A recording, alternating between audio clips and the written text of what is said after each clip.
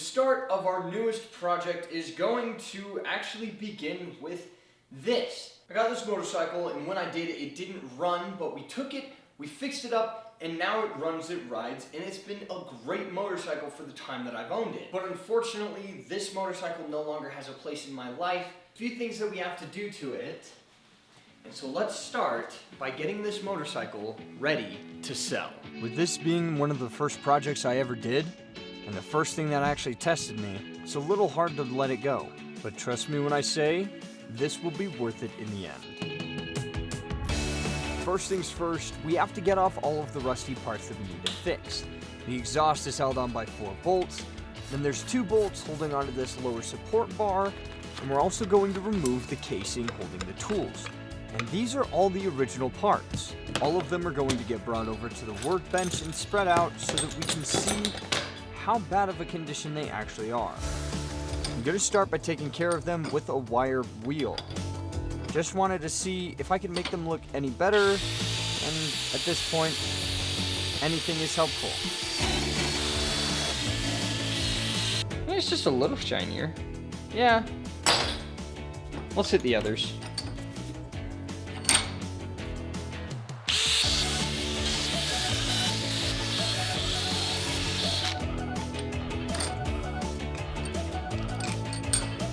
With all the tools looking in brighter condition, we're going to use the same method and brush off all of the rust from the cap, the original tool housing, and this stabilizer bar that I genuinely don't know what it actually is.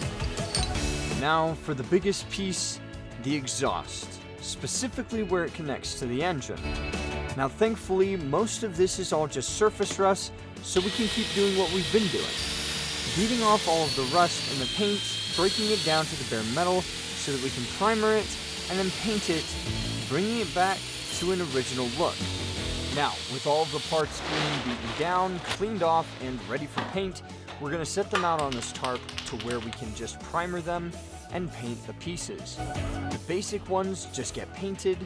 However, the exhaust is going to need a little bit more of a thermal resistant paint. While those are drying, I replaced both of the levers for the clutch and the brake, and the bike is looking a lot better. At this point, I was bored and curious, and wanted to hear what the bike sounded like without a muffler. Jeez, that's loud without a muffler. This is gonna be so loud. This is gonna be so loud. Yeah, that sounds like gunfire. We're gonna wait to put the muffler back on before we do that again. Cause that's, someone's gonna call the cops on that. All of those parts are painted now. We've got some clear coat on them and we're waiting for them to dry. Then we can finish up the motorcycle. But now we're to a part where the last place that we left off, it was still missing a whole ton of panels and not painted. This is what the Accord looks like. Now, we saw some shots of it when we originally finished the garage and when we brought it in for the Quick Jacks originally, but all of that footage is lost of rebuilding everything else. Now I'll explain that really quickly while we are getting the hood off, and also why we are removing the hood again. When I bought this car over a year and a half ago, the hood was originally damaged. With a damaged hood, you're always supposed to replace the hinges because when the hood gets hit, it bends them. But after I replaced them, I tried to install the hood myself and ended up bending them again. So these are the old hinges, but that's what the old one looks like, and this is what the new one looks like. I think it may have been just a little bit bent. We're gonna bolt these to the car loosely, then we're gonna attach the hood to the tops of these, then we're going to adjust it, shimmy it around where it needs to be so that it lines up perfectly, and then the hood is replaced, and we continue on with the motorcycle and the other parts with the Accord. So what exactly happened to all of the footage? I was moving from an apartment with some friends back to my parents' house, and while moving, this happened. Honestly, not what you really want to have happen with a hard drive, and I learned the very hard way that they are very fragile. The repair bill to recover the footage was over $3,000, and unfortunately, this car was not worth recovering that footage. But in the next episode, we basically recover it just with a little bit of a twist.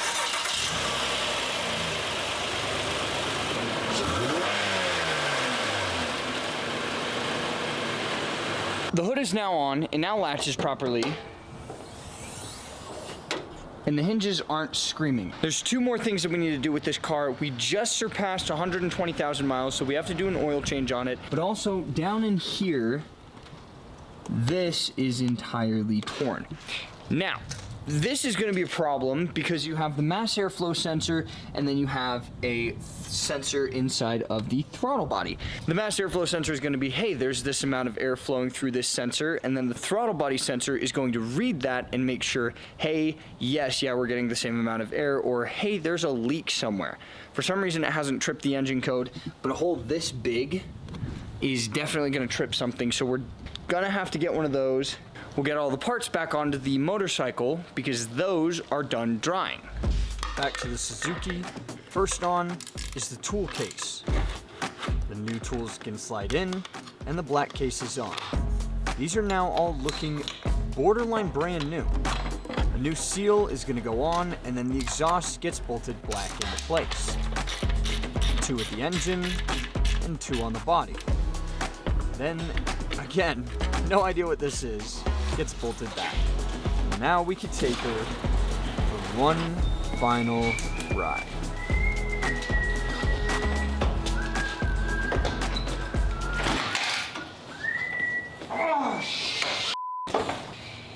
Kind of forgot that holding in the clutch doesn't allow you to use the Kickstarter. It's not like a manual car. Let's try that shot again.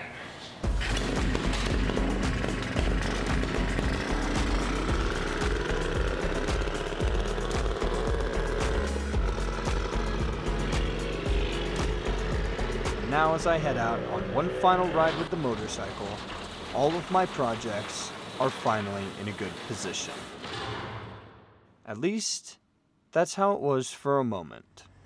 So I thought I was done making content on this car. But since I lost all the videos to rebuilding her, she kind of decided to rip off her front bumper. I just clipped that front corner right there, just on that curve. This clip right here that like actually holds the bumper in sucks. But what we are now also seeing is that the front crash bar is mangled in, because if we go to the other side, it's completely open, and that's something that I don't think I ever realized when rebuilding the car. But shoot. Oh, dude, I shattered the front. It totally just ripped out the wiring.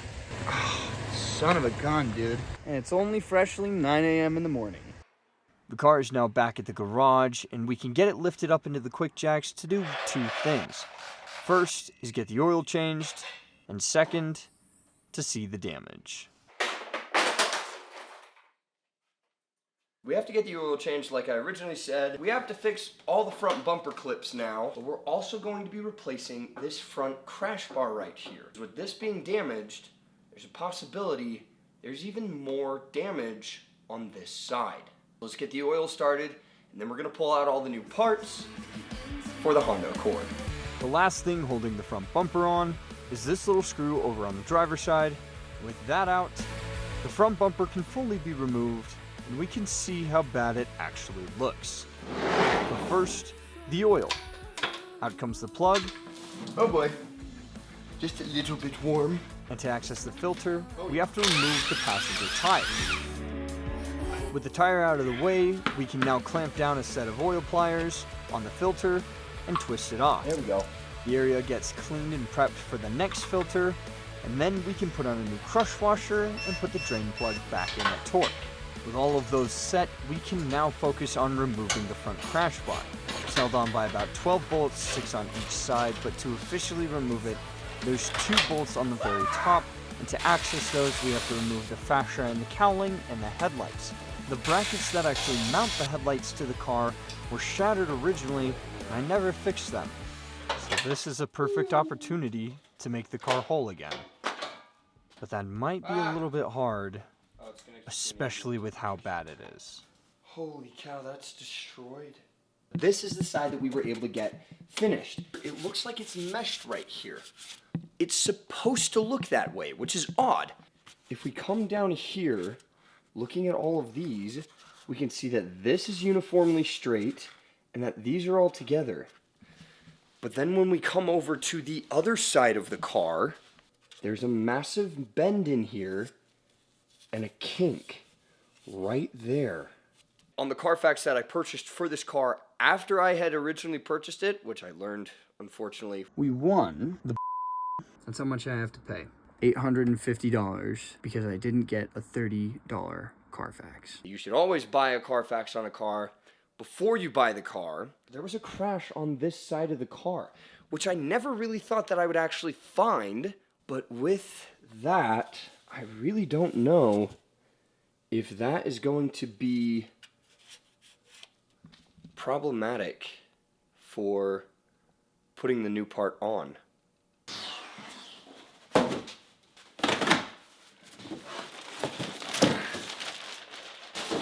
Ta-da!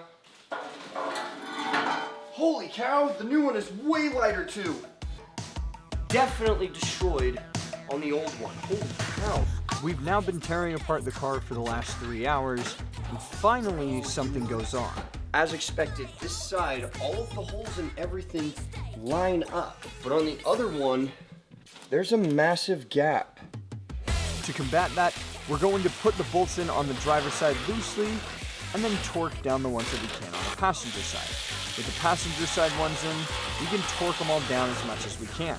Now we can move to the broken headlight brackets, which are broken in the same spot. But that's okay. The old ones come off, and then the new ones can simply go on. So with those new brackets into place, the headlights are going to sit a little bit different, and hopefully they can sit at the proper angle for the first time of me owning it in over 1.5 years. It's been a couple of months since I've actually worked on a car, and I miss this feeling. And the next few months are gonna be full of these. When I had the crash, it literally just ripped off the whole entire front fascia. So, I guess it's actually kind of good that this happened, because now I can fix it.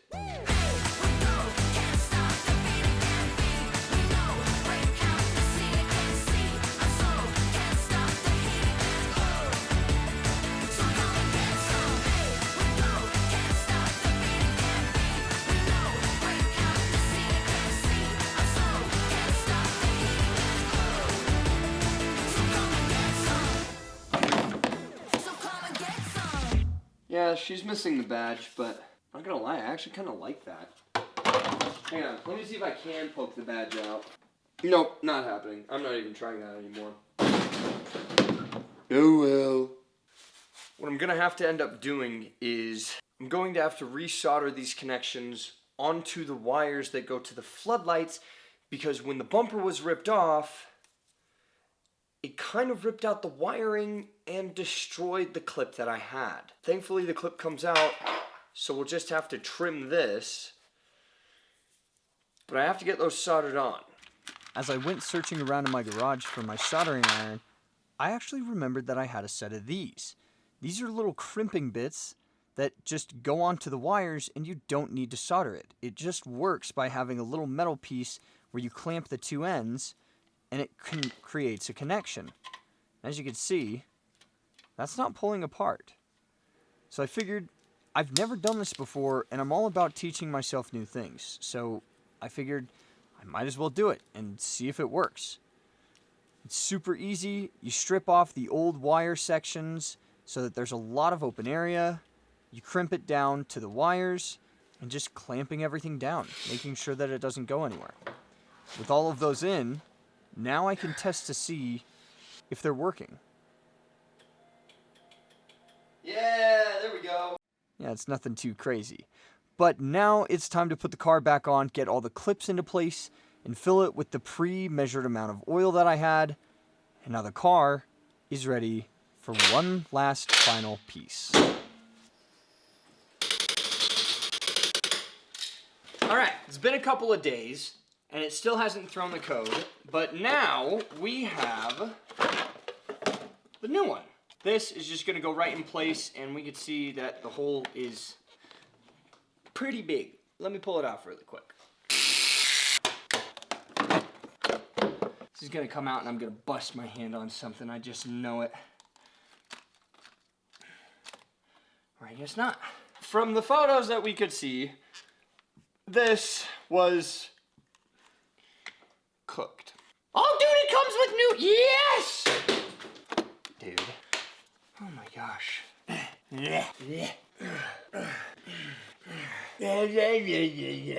Dude, this should seriously be like a 5-minute job. How is this taking me 15 minutes?